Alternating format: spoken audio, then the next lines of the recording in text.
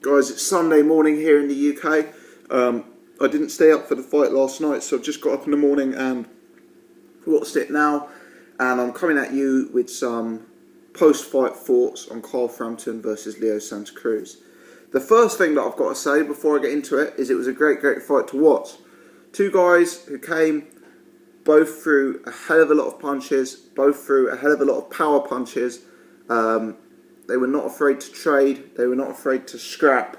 And this is a real memorable, enjoyable fight that kept you on the edge of your seat from start to finish. I've got to give credit to Carl Frampton for getting the win. I thought the scorecards were very wide. When the first score came out as a draw, if I'm honest, it didn't surprise me. I had Frampton winning by 2 points, but I could see the rounds being hard to score, and I could see one or two of the rounds going, the other way. So the draw didn't surprise me. The 116-112 didn't surprise me. I thought the 117-111 was very wide, and to be honest, I think 116-112 is about as generous you could be to Carl Frampton. But nevertheless, I thought Frampton won the fight, so credit to him. Credit also goes to the legions of Carl Frampton fans. I have been dubious of him. I haven't been fully convinced that he's as good as you all think he is. Well, to be honest, this is a career peak performance from Carl Frampton. So credit goes to everyone who's been supporting him and who picked him out to win. Credit to my good friends Irish Tom and also to Seri on the podcast, who both picked Frampton to win. I'm sure we'll discuss that in a lot more detail next Wednesday. But let's get into the fight itself. I think one of the first things I want to talk about is the move up in weight really appears to have benefited Carl Frampton here. It seems to have been a very good move. And I was surprised at that, because watching the prelims of this fight, watching the first round or two, Carl Frampton, for me, looked pretty tiny in there. He looked a weight class or two below Leo Santa Cruz, who was looming over him. Santa Cruz was not only a taller man with much greater height and reach, he also seemed to be a broader frame. He seemed to have a bigger back. I know Frampton is possibly a more muscular type physique than Santa Cruz, but he seemed to be in against a much bigger man, and I was dubious as to whether the step up in weight would be of benefit to Carl Frampton. Having sat through the fight, I actually think step up in weight class was the right move for Frampton. He didn't seem to fade at all in this fight. He came on strong. He possibly lost a few of the middle rounds, and you could wonder where the momentum was going in the fight, but came on strong towards the end. So he showed stamina. Perhaps not having to cut those last few pounds was very beneficial to him. He also showed punch resistance to the body and to the head. I thought Carl Frampton would possibly crumble if Leo Santa Cruz was able to pour it on in the middle to late rounds.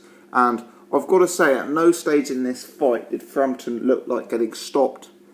At no stage in this fight did Frampton look like getting dropped. Leo Santa Cruz is not the biggest one-punch knockout artist in the world, but he is heavy-handed. He does wear and grind people down, and I thought he may have the style to grind Carl Frampton down, but that didn't happen. Frampton was strong. Frampton took his punches well, and as I say, Frampton didn't fade in this fight, so I think the move up to featherweight appears to have been in Frampton's advantage. I actually rate Leo Santa Cruz higher than Scott Quigg, and I felt that Frampton looked in more danger in terms of getting stopped in that Scott Quigg fight than in any time last night when he fought Leo Santa Cruz. So first and foremost, I think the move up in weight was a good move for Frampton. However, it's not as simple as Frampton moving up in weight class. I also thought tactically he fought a decent fight, and I've got to give credit to young Mr. McGuigan in his corner, who could potentially be becoming a trainer to follow. Frampton abandoned the jab for large points of this fight, and took on the role of being purely a counterpuncher. Often you saw Frampton leading with power punches, leading with hooks, leading with straight counters. He wasn't necessarily trying to jab his way in on Santa Cruz. He was more trying to evade Santa Cruz at his punches, maybe slip them and catch Santa Cruz, or, you know, on occasions catch and shoot. He was very, very good at catching Santa Cruz when Santa Cruz was coming in. I also thought Frampton fought a very good fight from the inside and in the pocket. You know, I don't think I was anticipating Frampton being able to live with the bigger, higher volume man in Santa Cruz as well as he actually did on the inside. I know Frampton's a skilled fighter. I know he's a more accomplished technician than Santa Cruz. I just felt that Santa Cruz's size and output would grind Frampton down. And that didn't happen in this fight. Frampton counterpunched very well. I thought his head movement and his positioning in the ring defensively was pretty educated at times. And I felt that even though Leo Santa Cruz did throw the higher volume of punches, and I believe landed the higher number of punches as well, I thought Frampton's punches were routinely the more eye-catching.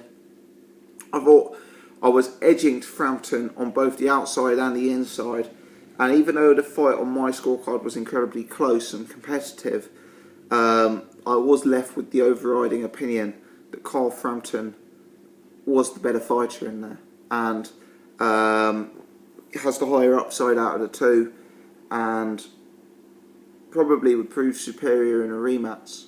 Leo Santa Cruz, Carl Frampton wasn't able to make him low volume. Santa Cruz still threw over 1,000 punches in the fight, but he was able to make Santa Cruz miss. He was able to make Santa Cruz become less accurate than we've seen him in previous fights, and he was able to catch him hard and often with counters, with hooks, you know, on the inside. And I thought it was an accomplished performance from Carl Frampton. One thing I did say in Carl Frampton's favour was that he is a very, very versatile fighter, and you can see lots of versatility in his game. He's got back foot, he's got front foot, he's got outside, he's got inside. He's got a large variety of different punches in his armoury, and that's something we like to see. Carl Frampton now becomes featherweight champion of the world. The water is very, very, very deep at featherweight. You've got the likes of Lee Selby. You've got Gary Russell Jr., Oscar Valdez, obviously at the weight. And it will be interesting to see how Carl Frampton fares if he is able to make fights with that level of opposition. There's also big fights for him. You know, you wonder if the Scott Quigg rematch is probably the biggest money fight available to Carl Frampton. I understand he got paid $500,000 last night, which isn't terrible, don't get me wrong, but I believe, you know, it's probably a quarter of what he maybe got paid when he fought Scott Quigg on Sky Sports pay-per-view. So that's something else to consider, but it'll be very interesting to see what fights he takes next. It's a stacked division. It's a real lively division in boxing, the featherweight division, and his win over Leo Santa Cruz definitely proves that he needs to be considered in the mix of the Selbys and the Valdezes of this world. You know, he's right up there. So credit to Carl Frampton, credit to those who picked him. He fought well. I did feel he was the general in there. I did feel he was just a bit sharper and had a bit more quality than Santa Cruz. And he outperformed my expectations, Frampton. I knew he was going to counterpunch. I knew he was going to look to pick his shots, but he did it more frequently and more eye-catchingly than I expected. And a lot of the doubts I had about him, his punch resistance, his propensity to fade late in fights, he answered a lot of those questions in this fight. Perhaps that's due to the step up in weight. Perhaps that's going to be a beneficial move for him. When he was saying that, you know, he was draining himself to make the lighter weight class. A lot of fighters say that and it's an excuse, but perhaps in Frampton's case that genuinely is the truth, and If so, fair play to him. Leo Santa Cruz, he can come again. He's an entertaining fighter to watch as far as I'm concerned. There's some talk of a Santa Cruz Frampton rematch. It's certainly one I'd watch again. For me personally, I find it hard to see reason to pick Santa Cruz after that win. Even though it was a close competitive fight, I do feel Frampton proved himself to be the superior fighter in there. So it'll be interesting to see. But Santa Cruz, he's a big name. He's a big draw in the States. He can come again. He can be in a big fight again. And we'll certainly be following him as well. Let me know your thoughts on this fight, guys. Just a quick word. If you entered the competition for to win the signed glove based on your predictions for the fight, I've had like over 50 entries, so I need to sit down and work out who the winner is. I'm going to announce it on the live show that I do on Monday. That'll go live on the channel Monday, something like 8 or 9 o'clock. So tune in then to see who won the glove. I'll upload it to YouTube afterwards in case you miss it. But thanks for watching, guys. If you've enjoyed this video, hit the thumbs up button. Leave your comments below. Let me know if you agree or disagree with any of my commentary on this fight. Yeah, please subscribe, please hit the thumbs up, I'd really appreciate it, guys. Many thanks for watching.